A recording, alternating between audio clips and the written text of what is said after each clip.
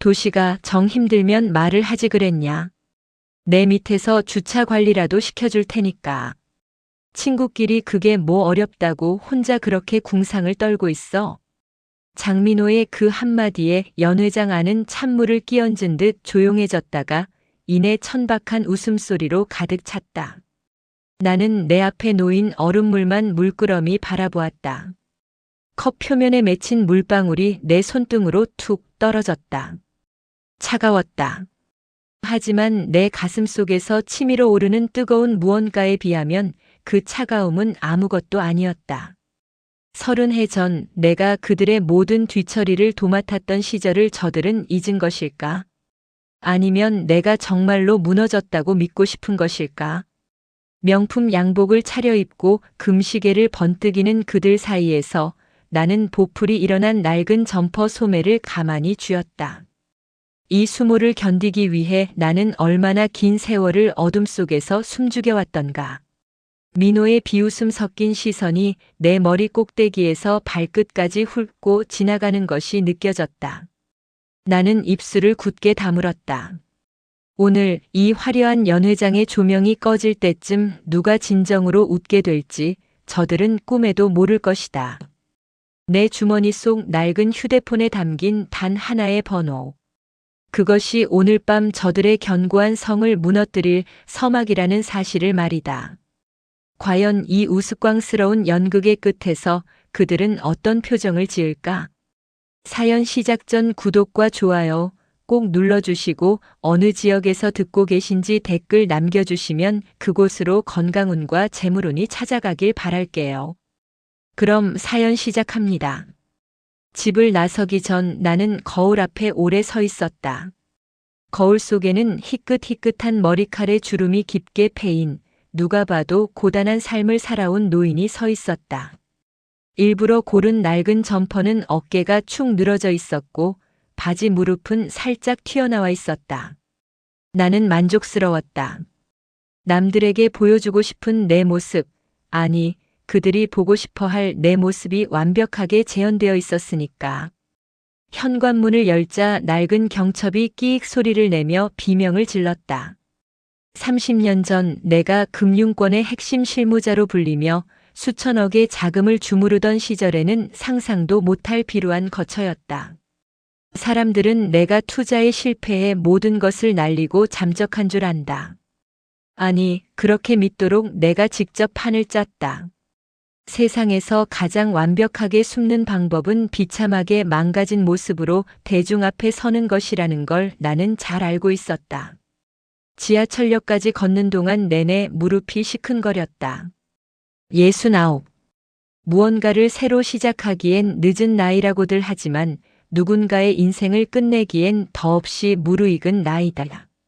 전동차 창문에 비친 내 초라한 실루엣을 보며 나는 속으로 생각했다.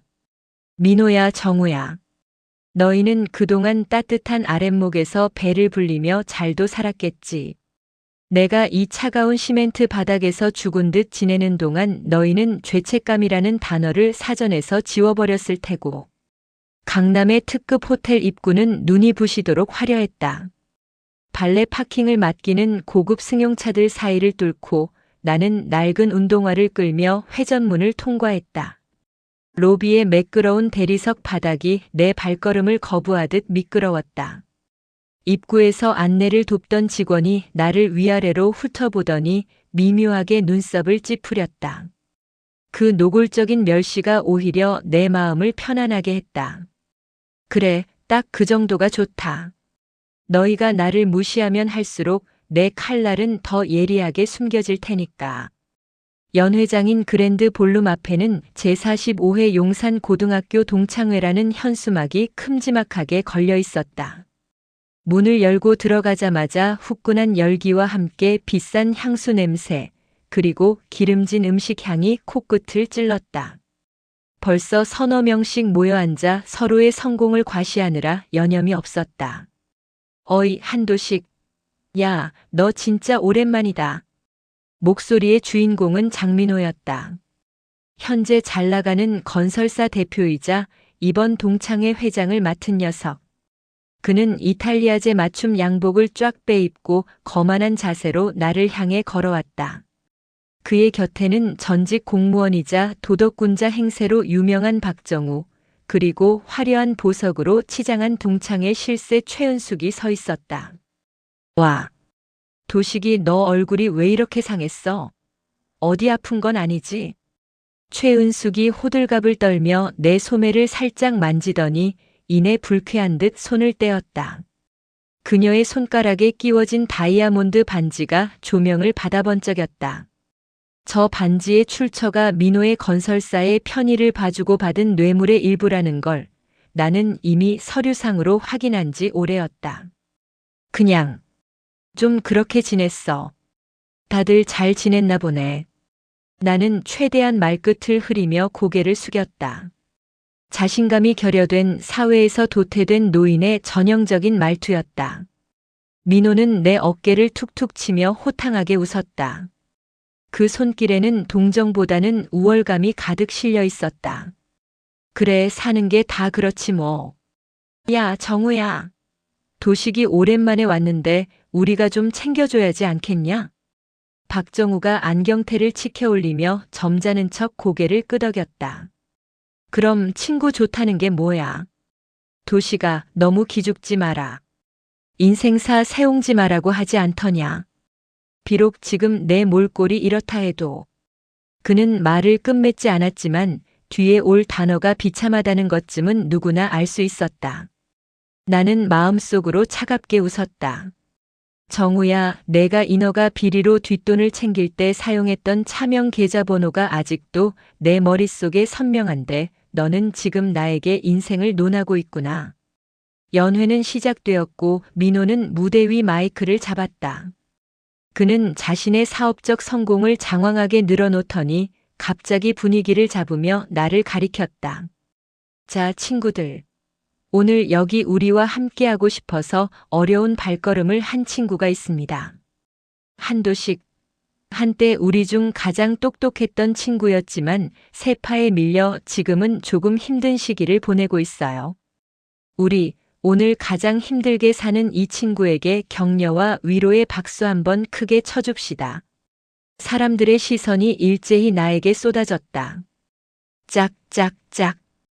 박수 소리는 건조했고 조롱 섞인 웃음소리가 사이사이에 끼어들었다. 누군가는 혀를 찾고 누군가는 내 옷차림을 보며 옆 사람과 귓속말을 주고받았다. 나는 수치심으로 얼굴이 붉어진 연기를 하며 고개를 더 깊숙이 숙였다. 그래, 더 박수 쳐라. 더 비웃어라. 너희가 오늘 내뱉는 그 가벼운 박수 소리가 나중에 너희의 숨통을 조이는 소리가 될 테니까. 내 손은 테이블 밑에서 파르르 떨리고 있었다. 이것은 두려움이 아니었다. 목표물을 앞에 둔 맹수의 전율이었다. 나는 식은땀을 닦는 척하며 휴대폰을 확인했다. 아직 연락은 없다. 하지만 판은 이미 짜였고 나는 그저 때를 기다리는 설계자일 뿐이었다. 도시가 밥 좀 많이 먹어라. 이런 호텔 뷔페 평소엔 먹기 힘들잖아. 민호가 오늘 크게 쏘는 거니까 눈치 보지 말고. 최은숙이 내 접시에 억지로 식어버린 스테이크 한 조각을 던지듯 놓아주었다. 나는 말없이 포크를 들었다. 고기는 질겼고 피냄새가 났다. 마치 30년 전 내가 그들을 위해 처리했던 그 지저분한 뒷거래의 냄새처럼. 나는 그 질긴 고기를 씹으며 오늘 이 자리에서 시작될 거대한 몰락의 시나리오를 머릿속으로 다시 한번 점검했다. 술잔이 몇 차례 돌자 연회장의 분위기는 더욱 거칠어졌다. 성공이라는 마약에 취한 이들은 이제 예의라는 가면조차 벗어던지기 시작했다. 민호와 정우 그리고 은숙이 앉아있는 메인 테이블로 간 나는 그들의 오만함을 전시하기 위한 소품처럼 자리에 앉아 있었다. 야, 한도식. 너 솔직히 말해봐. 지금 한 달에 얼마 버냐? 기초연금인가 뭔가 그거 나오나? 민호가 독한 양주를 내 잔에 가득 따르며 물었다. 잔이 넘쳐 내 손등에 술이 묻었지만 그는 사과하지 않았다. 오히려 그 모습이 재미있다는 듯 낄낄거렸다. 그냥 소일거리 좀 하면서 지내. 입에 풀칠은 하고 살아. 내 대답에 정우가 혀를 끌끌 찼다. 소일거리? 그 천재 소리 듣던 한도식이 폐지라도 줍는단 소리냐? 아니면 경비서나? 허긴 너 같은 무직 노인을 누가 써주겠냐마는. 정 힘들면 자식들한테 손 벌려. 자식 농사는 잘 지어놨을 거 아냐? 자식 이야기. 내 아픈 구석을 건드리는 정우의 말등에 나는 순간적으로 주먹목을 꽉 쥐었다. 내 아들은 민호의 건설사 부실 공사 사건 때 모든 죄를 뒤집어쓰고 감옥에 갔었다. 그 충격으로 내 아내는 세상을 떠났고 저들은 그 사실을 뻔히 알면서도 내 자존심을 짓밟기 위해 자식 이야기를 꺼내고 있었다. 참아야 한다. 여기서 감정을 드러내면 모든 게 무너진다. 나는 심호흡을 하며 가라앉은 목소리로 답했다. 자식은 내 몸 하나 건사하기도 힘들어서 연락 안 한 지 오래됐어. 내 말이 끝나기가 무섭게 최은숙이 가증스러운 표정을 지으며 끼어들었다. 어머 쯧쯧. 불쌍하기도 해라. 민호야 아까 말한 그 주차 관리 자리 진짜로 알아봐줘. 도식이 저러다 굶어 죽겠어. 명색이 동창인데 우리가 나 몰라라 하면 안 되잖아. 안 그래? 그녀는 마치 대단한 자선을 베푸는 양 목소리를 높였다. 주변 테이블에 앉아있던 동창들도 우리 쪽을 보며 수군거렸다. 한도식 쟤 진짜 망했나 보네. 왕년에 잘 나가면 뭐해 끝이 좋아야지. 비아냥거리는 소리들이 화살처럼 날아와 가슴에 박혔다. 나는 문득 이들이 왜 나를 이 자리에 불렀는지 깨달았다. 그들은 단순히 동창이 보고 싶었던 게 아니다. 자신들의 성공을 확인시켜줄 비교 대상이 필요했던 것이다. 가장 밑바닥에 처박힌 나를 보며 자신들이 얼마나 높이 올라왔는지 확인하고 안도하고 싶었던 거다. 민호가 갑자기 내 귀에 대고 속삭였다. 술 냄새와 담배 냄새가 섞인 역한 악취가 났다. 도시가 솔직히 말해봐. 너 30년 전에 그 장부들 다 태운 거 맞지? 가끔 꿈에 내가 그 장부 들고 나타나는 꿈을 꿔서 말이야. 하하. 그는 농담처럼 말했지만 눈빛은 예리하게 나를 살피고 있었다. 여전히 두려운 것이다. 자신이 쌓아올린 이 모래성이 언제 무너질지 모른다는 공포. 나는 겁먹은 표정으로 고개를 저었다. 무슨 소리야 민호야. 그때 경찰들이 들이닥쳤을 때 다 불타 없어졌잖아. 나도 그것 때문에 감옥까지 갔다 왔는데. 이제 와서 그런 게 무슨 소용 있겠어. 내 대답에 민호의 눈에 안도감이 스쳤다. 그는 다시 거만하게 의자에 몸을 기대며 크게 웃었다. 그래, 그렇겠지. 멍청한 놈. 그러니까 내가 평생 그 모양 그 꼴로 사는 거야. 융통성도 없고 세상 돌아가는 꼴도 모르고. 박정우는 옆에서 거들며 공자왈 맹자왈 하며 훈수를 두기 시작했다. 사람이 정직하게 살아야 하느니 노후 대비를 잘했어야 하느니 하는 가증스러운 소리들이 이어졌다. 정직? 너희가 내 아들에게 누명을 씌울 때 그 정직은 어디 있었지? 너희가 내 아내의 수술비를 가로챘을 때 그 우정은 어디 있었냐고. 속으로 수만 번도 더 외치고 싶은 말들을 삼켰다. 목구멍이 타들어가는 것 같았다. 나는 안주로 나온 쓴 나무를 씹으며 마음을 다잡았다. 도시가 표정이 왜 그래? 혹시 우리가 좀 심했나? 은숙이 내 표정을 살피며 물었다.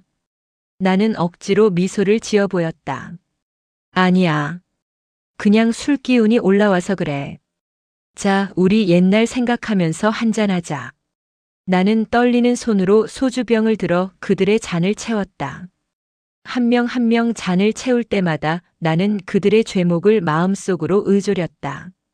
뇌물수수, 횡령, 배임, 증거인멸. 잔에 가득 찬 것은 술이 아니라 그들이 저지른 더러운 욕망의 찌꺼기들이었다. 술자리가 무르익어 갈수록 민호의 자기 자랑은 끝이 없었다. 이번에 새로 추진하는 지구 개발 사업이 대박이 날 거라느니 곧 정계로 진출할 생각이라느니 하며 허세를 떨었다. 너희 그거 알아? 이번 사업만 성공하면 난 대한민국 1% 안에 들어가는 거야. 누구도 날 못 건드린다고. 민호의 호언장담에 모두가 환호하며 건배를 외쳤다. 그 화려한 축제의 한가운데서 나는 조용히 손목시계를 확인했다. 이제 약속된 시간이 다가오고 있었다. 나는 잔을 내려놓고 천천히 고개를 들었다.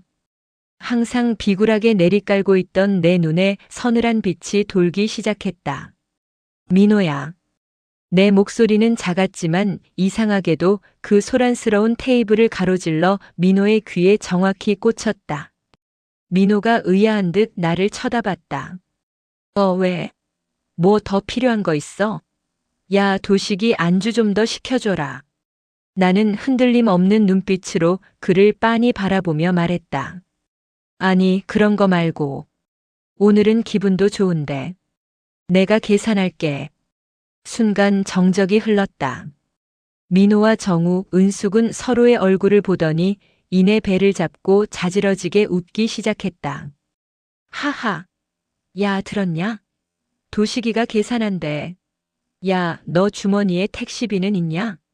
여기 식대만 수천만 원이야, 이 미친놈아. 민호가 내 어깨를 밀치며 비웃었다. 주변에 있던 다른 동창들도 이 황당한 농담에 박장대소했다. 최은숙은 눈물까지 닦으며 나를 한심하다는 듯 쳐다봤다. 도시가 노망난 거 아니지? 술을 너무 많이 마셨나 보다. 야, 누가 얘 좀 데리고 나가봐. 하지만 나는 웃지 않았다. 그들의 비웃음이 연회장을 가득 채울 때 나는 조용히 품 안에서 낡은 가죽 지갑이 아닌 최신형 태블릿 PC 하나를 꺼내 테이블 위에 올려놓았다.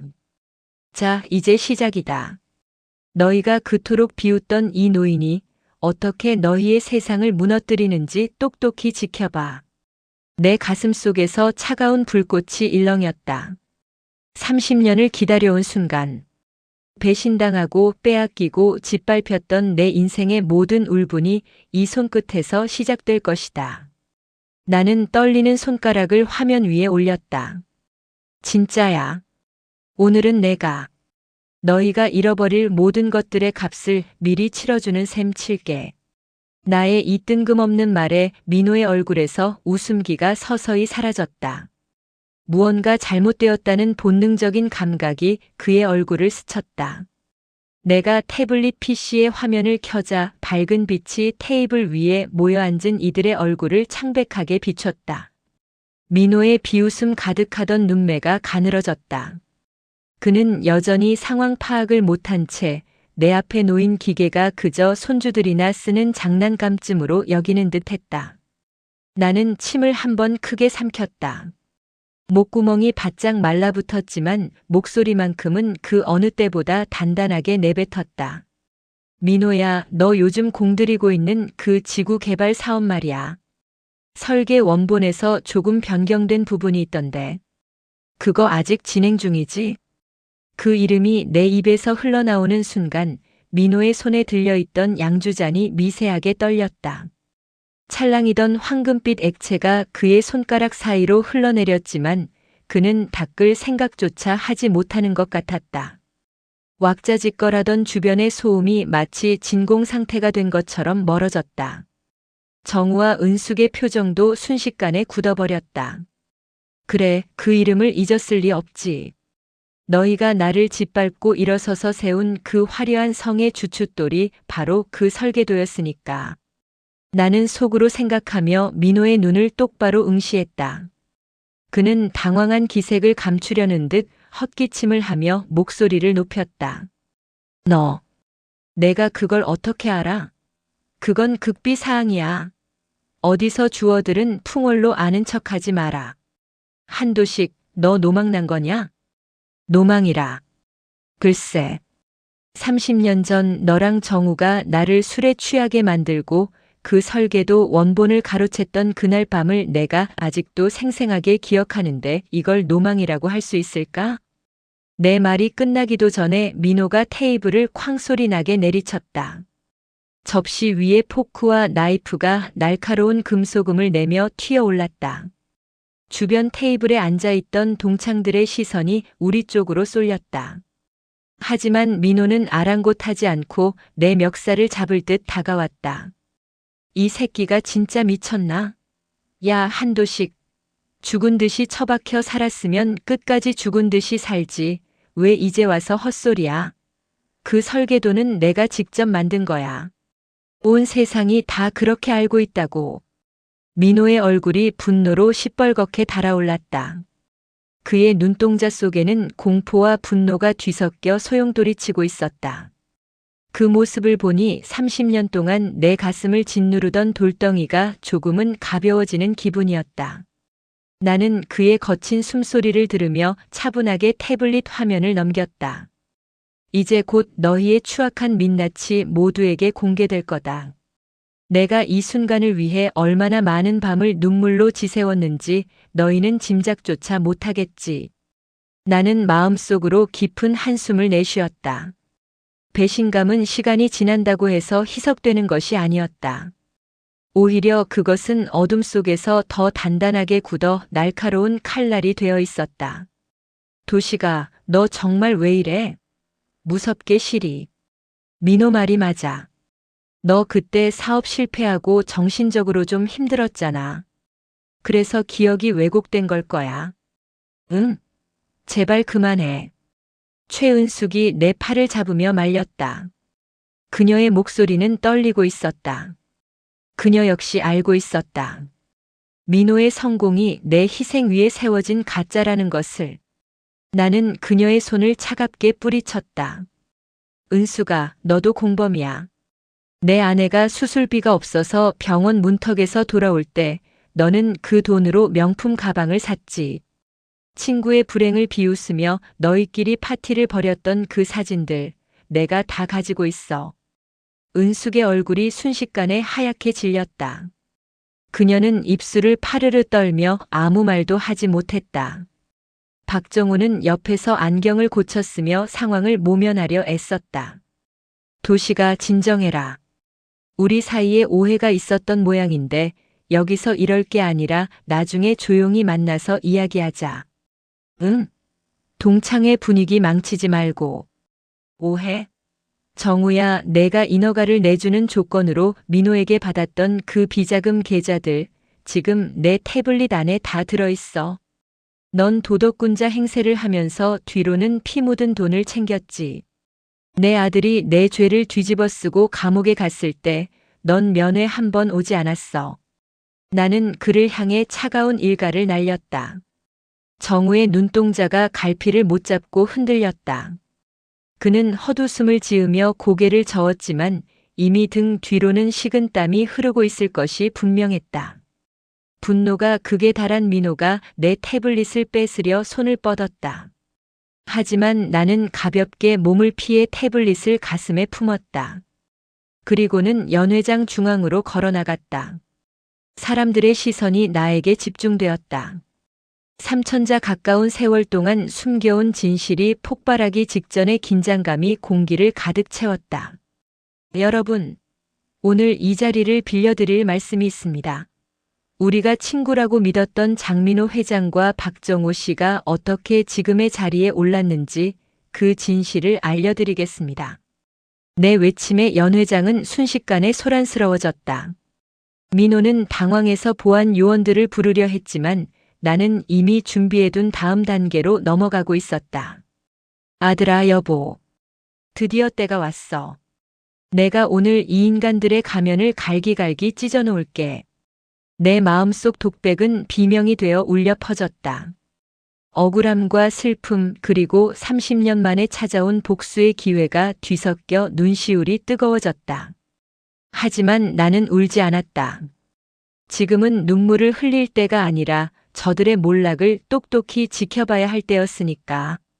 민호가 내게 달려들려 할 때 나는 태블릿의 전송 버튼을 눌렀다. 연 회장 대형 스크린에 민호의 비리 장부와 정우의 뇌물수수 증거들이 선명하게 나타나기 시작했다. 사람들의 경악 섞인 목소리가 터져나왔다. 민호는 스크린과 나를 번갈아 보며 넋이 나간 표정을 지었다. 에이, 이게 뭐야? 도시가 너 정말. 그의 목소리는 이제 분노가 아닌 공포로 젖어 있었다. 나는 그를 향해 처음으로 차가운 미소를 지어 보였다. 그것은 30년 전 그가 내게 지어 보였던 그 오만한 미소와 닮아 있었다. 스크린에 띄워진 자료들은 실시간으로 업데이트되고 있었다. 민호의 건설사가 하청업체에 저지른 갑질, 박정우가 퇴직 후에도 인허가권에 개입하며 받아 챙긴 수수료 리스트, 그리고 최은숙의 남편이 운영하는 회사를 통해 세탁된 자금의 흐름까지. 모든 것이 정교하게 엮여 있었다. 너희는 내가 그저 골방에 처박혀 죽어가는 노인네인 줄 알았겠지. 하지만 나는 매일 밤 모니터 앞에 앉아 너희의 성벽을 하나하나 분석했다. 내가 금융권 실무자로 일하며 쌓았던 그 지식들이 결국 너희를 무너뜨릴 가장 강력한 무기가 된 거야. 나는 속으로 쾌재를 불렀다. 연 회장 안은 이제 아수라장이 되었다. 동창들은 충격에 빠져 수군거렸고 일부는 민호와 정우를 향해 야유를 보내기 시작했다. 장민호, 이게 다 사실이야? 친구라더니 뒤로는 이런 짓을 하고 다녔어? 박정우, 당신 정말 실망이야. 깨끗한 척은 혼자 다 하더니. 비난의 화살이 쏟아지자 민호는 비틀거리며 단상 아래로 내려왔다. 그는 내게 다가와 바짓가랑이를 붙잡을 듯 낮은 자세로 빌기 시작했다. 도시가, 내가 잘못했다. 제발 이거 좀 꺼줘. 내가 보상할게. 내가 원하는 거 다 줄게. 돈? 얼마면 돼? 응. 그의 추악한 본성이 바닥까지 드러나는 순간이었다. 나는 그를 내려다보며 차갑게 말했다. 돈? 너는 아직도 돈이면 다 되는 줄 아는구나. 내가 내 아들에게서 뺏어간 청춘을 돈으로 살 수 있어? 내 아내의 목숨을 돈으로 되살릴 수 있냐고. 내 고함에 민호는 움찔하며 뒤로 물러났다. 그때 내 주머니 속에 있던 낡은 휴대폰이 진동했다. 나는 천천히 전화를 받았다. 네, 예정대로 진행하십시오. 문 열려 있습니다. 전화를 끊자마자 연 회장의 육중한 문이 거칠게 열렸다. 검은 양복을 입은 남성들이 대거 들이닥쳤다. 그들의 가슴에는 금융감독원과 검찰청 마크가 선명하게 빛나고 있었다. 사람들은 당황해서 옆으로 비켜섰고 수사관들은 거침없이 메인 테이블로 향했다. 장민호 씨, 박정우 씨. 특정경제범죄 가중처벌 등에 관한 법률 위반 및 뇌물수수 혐의로 긴급 체포합니다. 수사관의 차가운 선고에 민호는 바닥에 주저앉아 버렸다. 정우는 도망칠 기회를 엿보는 듯 눈을 굴렸지만 이미 퇴로를 차단당한 상태였다. 은숙은 비명을 지르며 자신의 보석들을 가방 안에 챙기려다 수사관들에게 제지당했다. 이 광경을 보려고 30년을 버텼다. 너희가 누렸던 그 가짜 천국이 지옥으로 변하는 이 순간을. 나는 가슴속 깊은 곳에서 치밀어 오르는 뜨거운 전율을 느꼈다. 그것은 단순한 복수심이 아니었다. 무너졌던 정의가 제자리를 찾아가는 과정에서 오는 숭고한 카타르시스였다. 수사관 한 명이 내게 다가와 정중하게 고개를 숙였다. 한도식 선생님, 제보해 주신 자료 덕분에 수사가 급물살을 탔습니다. 정말 큰일을 하셨습니다. 그의 말에 주변 동창들의 시선이 다시 나에게 쏠렸다. 조금 전까지 나를 백수 노인, 실패자라며 비웃던 그들의 눈에는 이제 경외심과 두려움이 서려 있었다. 도시가, 아니 도식 형. 이게 대체 어떻게 된 거야? 내가 제보자였다고. 옆 테이블에 앉아있던 친구 하나가 떨리는 목소리로 물었다. 나는 대답 대신 희미하게 웃어 보였다. 나는 이제 더 이상 낡은 점퍼를 입은 초라한 노인이 아니었다. 이 모든 판을 설계하고 집행한 어둠 속의 권력자였다. 수사관들이 민호와 정우의 손목에 수갑을 채울 때 연 회장 조명이 갑자기 깜빡거리더니 완전히 꺼졌다. 비상 조명만이 붉게 돌아가며 긴박감을 더했다. 나는 그 붉은 빛 속에서 처참하게 끌려나가는 친구들의 뒷모습을 지켜보았다. 민호가 끌려나가며 나를 향해 마지막으로 외쳤다. 한도식, 내가 감히 나한테 이래? 내 아들이 감옥에서 어떻게 됐는지 잊었어?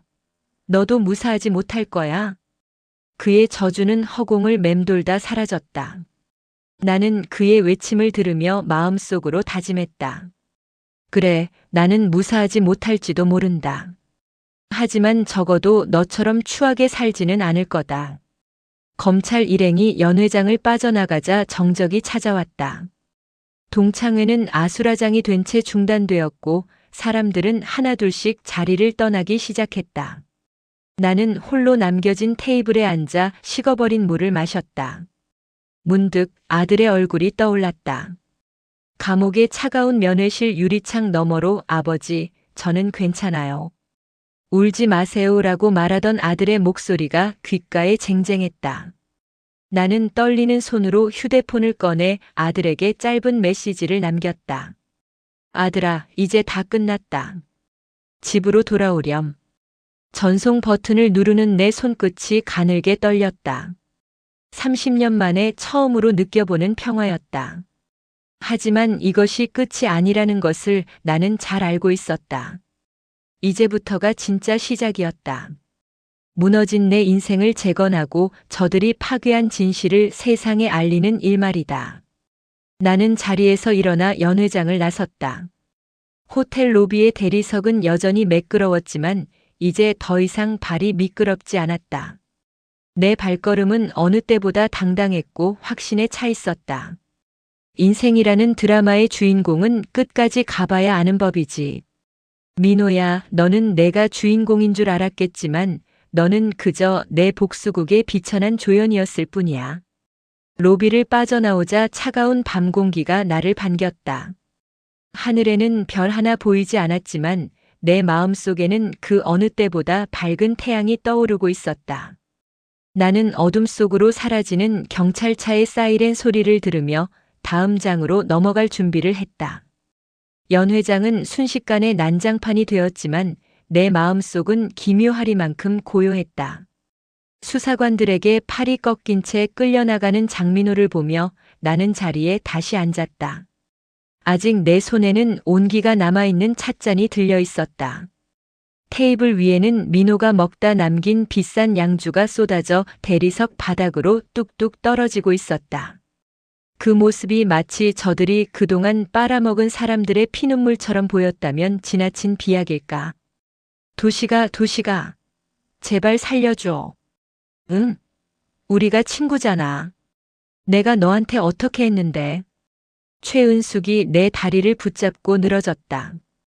그녀의 화려한 실크 드레스가 바닥에 쏟아진 술과 음식물 찌꺼기로 얼룩졌지만 그녀는 아랑곳하지 않았다. 조금 전까지 나를 벌레 보듯 하던 그 눈빛은 어디 가고 이제는 짐승의 비명 같은 소리를 내지르며 내게 구걸을 하고 있었다. 나는 그녀의 손을 천천히 하지만 아주 단호하게 떼어냈다. 은수가, 내가 든 그 가방 하나가 내 아내의 한 달치 약값이었다는 걸 너는 죽어도 모르겠지. 아니, 알아도 비웃었겠지. 나는 속으로 차갑게 되뇌었다. 마음속 깊은 곳에서 뜨거운 불덩이가 치밀어 올랐다. 30년이다. 무려 30년이라는 세월 동안 나는 이 순간만을 꿈꾸며 어둠 속을 기어다녔다. 저들이 빛나는 태양 아래서 호의호식할 때 나는 습기찬 지하방에서 곰팡이 핀 빵을 씹으며 저들의 장부를 분석하고 비리의 틈새를 파고들었다. 살려달라고. 내 남편 회사를 통해 세탁된 자금이 정확히 420억이야, 은수가. 그 돈이 어디서 왔는지 알아? 집값 폭등에 전세금 날리고 길바닥에 나앉은 서민들의 눈물이야. 내가 바른 그 비싼 루주가 사실은 그들의 피였다는 생각은 안 해봤니? 내 목소리는 떨리지 않았다. 오히려 너무나 차분해서 내 스스로도 소름이 돋을 정도였다. 은숙은 내 서늘한 기세에 눌려 멍하니 나를 바라보다가 이내 바닥에 주저앉아 통곡하기 시작했다. 그 울음소리는 연 회장의 샹들리에 소리보다 더 날카롭게 내 귀를 찔렀다. 박정우는 끝까지 품위를 지키려 애쓰는 모습이었다. 수사관들의 손에 이끌려가면서도 그는 나를 향해 고개를 꼿꼿이 쳐들었다. 한도식, 내가 이럴 줄은 몰랐다. 친구를 팔아서 내가 얻는 게 뭐야? 정해. 웃기지 마라. 너도 결국 우리랑 똑같은 놈이야. 복수심에 미친 노인네일 뿐이라고. 정우의 독설에 나는 실소를 터뜨렸다.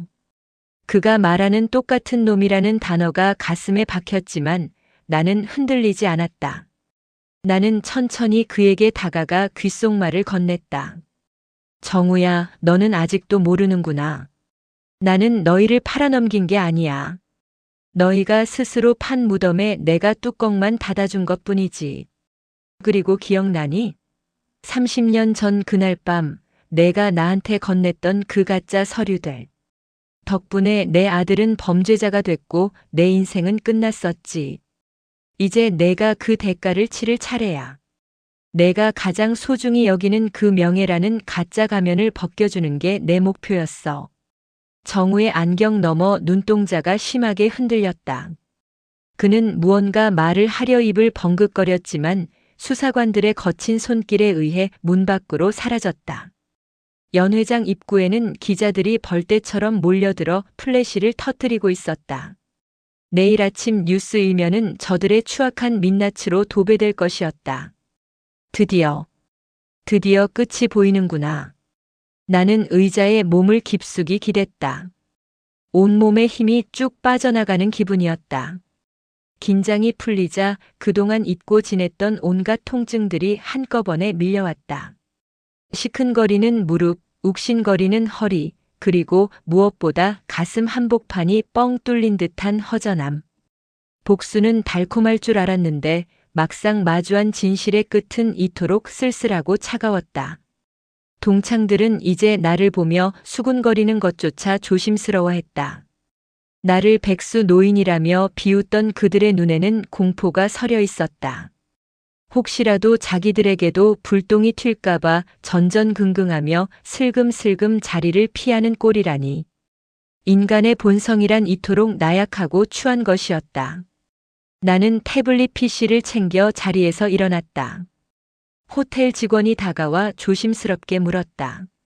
손님, 남은 음식은 어떻게 처리할까요? 나는 화려하게 차려진 그러나 이제는 쓰레기나 다름없어진 테이블을 내려다보았다. 샥스핀, 스테이크, 최고급 와인. 저 화려한 음식들이 누군가의 눈물 위에 차려진 성찬이었다는 사실이 다시금 나를 역겹게 했다. 다 버려주세요. 하나도 남김없이. 나는 뒤도 돌아보지 않고 연 회장을 나왔다. 엘리베이터 거울에 비친 내 모습은 여전히 낡은 점퍼를 입은 초라한 노인이었다. 하지만 내 눈빛만은 달랐다. 30년 전 모든 것을 잃고 한강 다리 위에 서 있던 그 청년의 눈빛이 아니었다. 이제야 비로소 나는 나 자신을 찾은 기분이었다. 호텔 정문을 나서자 검찰 관계자가 나를 기다리고 있었다. 그는 나에게 조용히 서류 가방 하나를 건넸다. 선생님, 이건 약속드린 자료입니다. 장민호가 해외로 빼돌리려던 비자금의 최종 행선지가 적힌 명단입니다. 그리고 아드님에 대한 재심 청구 서류도 준비되었습니다. 그의 말에 나는 참아왔던 눈물을 왈칵 쏟을 뻔했다. 돈도 복수도 아니었다. 내가 진정으로 원했던 것은 내 아들의 억울함을 푸는 것이었다. 내 아들이 아버지를 원망하며 보냈던 그 차가운 감방의 세월을 단 하루라도 보상받게 해주는 것. 아들아, 미안하다. 못난 아버지가 너무 늦었지. 하지만 이제는 내 이름을 당당히 부를 수 있게 됐어. 나는 서류 가방을 품에 꼭 안았다. 그것은 단순한 종이 뭉치가 아니었다. 내 남은 인생을 걸고 지켜내야 할 마지막 자존심이었다. 밤바람이 차가웠지만 가슴속은 무엇보다 뜨거웠다. 나는 어둠이 짙게 깔린 서울 도심을 향해 힘차게 발걸음을 옮겼다. 이제 진짜 싸움은 지금부터였다. 저들이 법망을 빠져나가지 못하도록 끝까지 감시하고 단죄하는 일. 그것이 이 드라마의 진정한 절정이었다. 그로부터 석 달이 지났다. 세상은 온통 장민호와 박정우의 비리 이야기로 떠들썩했다. 매일 저녁 뉴스에는 그들의 이름이 오르내렸고 건설사는 부도 위기에 처했으며 정우의 도덕적 파산은 온 국민의 조롱거리가 되었다. 감옥 안에서 그들이 어떤 처우를 받고 있는지 굳이 알아보지 않아도 알 수 있었다. 돈과 명예를 목숨보다 소중히 여기던 자들에게 그것들을 박탈당한 삶은 죽음보다 더한 고통일 테니까. 나는 작은 시골 마을에 집을 구했다. 아내가 살아생전 그토록 가고 싶어 했던 마당에 감나무가 한 그루 서 있는 소박한 집이었다. 도심의 화려함도 호텔의 대리석 바닥도 없는 이곳에서 나는 비로소 평온을 되찾았다. 복수는 끝났는데 왜 자꾸 마음 한구석이 아릿할까? 혹시 내가 그들을 용서한 건 아닐까? 아니, 그건 아니다. 용서라는 사치스러운 단어는 그들에게 어울리지 않아. 나는 툇마루에 앉아 찬물을 끓이며 생각했다. 내 손가락 마디마디는 여전히 거칠었지만 이제 더 이상 떨리지 않았다. 30년 동안 나를 괴롭히던 불면증도 씻은 듯이 사라졌다. 다만 가끔 꿈속에서 아내의 목소리가 들릴 뿐이었다. 도식 씨, 이제 그만 쉬어요. 충분히 잘했어요. 그 목소리를 들을 때마다 나는 어린아이처럼 엉엉 울다가 잠에서 깨곤 했다. 어느 날 오후 우편함에 편지 한 통이 꽂혀 있었다. 발신인은 감옥에 있는 장민호였다. 나는 뜯어볼까 잠시 망설이다가 이내 편지 봉투를 뜯지도 않은 채 마당 한 구석에 있는 화로에 던져 넣었다. 불꽃이 종이를 집어삼키며 순식간에 재로 만들었다. 그가 무슨 말을 하고 싶었든 이제 나에게는 아무런 의미가 없었다. 사과든 변명이든 혹은 저주든 그것은 이제 바람에 날려갈 재에 불과했다. 아버지, 저 왔어요. 살인문을 열고 들어오는 목소리에 나는 고개를 들었다. 재심을 통해 무죄 판결을 받고 드디어 세상 밖으로 나온 내 아들이었다. 예전보다 훨씬 수척해진 모습이었지만 눈빛만은 맑았다. 나는 자리에서 일어나 아들을 향해 팔을 벌렸다. 아들은 내 품에 안겨 어깨를 들썩이며 울었다. 고생했다, 아들아. 정말 고생 많았어. 나는 아들의 등을 토닥이며 나직하게 말했다. 내 손바닥을 통해 아들의 온기가 전해졌다.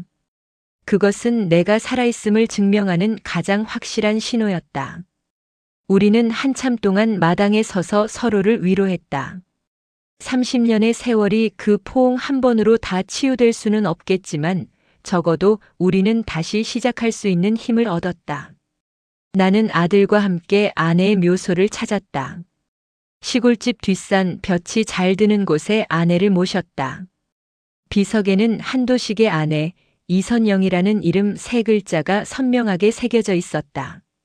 나는 비석 앞에 아내가 좋아하던 수국 한 다발을 놓았다. 여보, 선영아. 이제 다 끝났어. 도진이도 돌아왔고 당신 힘들게 했던 놈들 다 죗값 치르고 있어. 이제 나도 당신 옆에 갈 때까지 조금만 더 쉬다가 갈게. 바람이 불어와 아내의 묘역을 감싸 안았다. 마치 아내가 대답이라도 하는 듯 주변의 풀잎들이 살랑거렸다. 나는 아들의 손을 꼭 잡았다. 내 손등의 주름 위로 따뜻한 눈물이 떨어졌다. 이것은 슬픔의 눈물이 아니었다. 30년의 긴 터널을 빠져나온 뒤에 마주한 광명, 그 벅찬 감동의 눈물이었다. 며칠 뒤 텔레비전 뉴스에서는 장민호의 최종 판결 소식이 전해졌다. 징역 15년. 69인 그에게 15년은 사실상의 종신형이나 다름없었다. 박정우 역시 중형을 면치 못했다. 최은숙은 재산 몰수와 사회적 지탄을 견디지 못하고 종적을 감췄다고 했다. 나는 텔레비전을 껐다. 이제 그들의 소식은 나에게 소음에 불과했다. 나는 마당으로 나가 감나무를 바라보았다. 아직은 어린 나무였지만 머지않아 탐스러운 감이 열릴 것이다. 나는 나무 밑동에 물을 주며 혼잣말을 중얼거렸다. 사람들은 흔히 성공이 가장 큰 복수라고 말하지. 하지만 내가 깨달은 진짜 복수는 저들이 파괴하려 했던 나의 평범한 일상을 다시 되찾는 것이었어. 저들이 갖지 못한 그 소박한 행복을 누리는 것 말이야. 내 마음속 독백은 깊은 여운을 남기며 사라졌다. 나는 더 이상 설계자도 제보자도 아니었다. 그저 손주들의 재롱을 기다리고 아침 이슬에 젖은 흙냄새를 즐기는 평범한 노인이었다. 그것이야말로 저들이 평생을 바쳐도 얻지 못할 진짜 성공이었다. 해질녘 노을이 온 마을을 붉게 물들였다. 나는 아들이 끓여주는 된장찌개 냄새를 맡으며 툇마루에 앉아 차를 마셨다. 30년 전 내가 잃어버렸던 그 평화로운 저녁 풍경이 다시 내 눈앞에 펼쳐지고 있었다. 나는 눈을 감고 깊은 숨을 내쉬었다. 가슴 속의 앙금이 완전히 가라앉고 맑은 물만 남은 기분이었다. 인생은 참으로 묘하지. 가장 화려할 때가 가장 위험할 때고 가장 초라할 때가 가장 강해질 수 있는 때니까. 나는 잔에 남은 차를 천천히 음미했다. 차는 조금 썼지만 끝맛은 더없이 달콤했다. 그것은 내가 살아온 69년 인생의 맛과도 같았다. 고통 뒤에 찾아온 이 짧지만 강렬한 단맛. 나는 이 맛을 잊지 않기 위해 천천히, 아주 천천히 차를 삼켰다. 나는 오늘도 마당에 서서 저 멀리 산등성이를 바라봅니다. 사람들은 묻더군요. 그렇게까지 해서 남은 게 뭐냐고. 친구들을 감옥에 보내고 혼자 남겨진 게 무슨 의미가 있냐고 말입니다. 하지만 저는 그들에게 되묻고 싶습니다. 당신들이 말하는 그 친구는 무엇입니까? 서로의 등을 찌르고 남의 불행을 딛고 일어서는 것이 진정 친구입니까? 저는 30년 동안 그 질문에 답하기 위해 제 인생을 바쳤습니다. 이제 저는 압니다. 진짜 성공은 남들보다 높은 곳에 앉아 호령하는 것이 아니라 사랑하는 사람과 마주 앉아 따뜻한 밥 한 끼를 편하게 먹는 것이라는 사실을요. 죗값은 반드시 치러지게 마련이고 진실은 아무리 깊이 묻어도 결국은 싹을 틔웁니다. 제 드라마는 여기서 끝나지만 여러분의 드라마는 지금도 계속되고 있겠지요. 혹시 지금 누군가에게 짓밟혀 어둠 속에 계신가요? 포기하지 마십시오. 인생은 9회 말 투아웃부터라는 말은 야구에만 있는 게 아닙니다. 늦게 웃는 놈이 진짜 이기는 겁니다. 자, 이제 저도 저녁 먹으러 가야겠습니다. 아들이 끓인 된장찌개 냄새가 참 구수하네요. 여러분, 부디 오늘도 평안한 밤 되시길 바랍니다. 인생 살아보니 참 별거 없으면서도 참 살아볼 만합디다.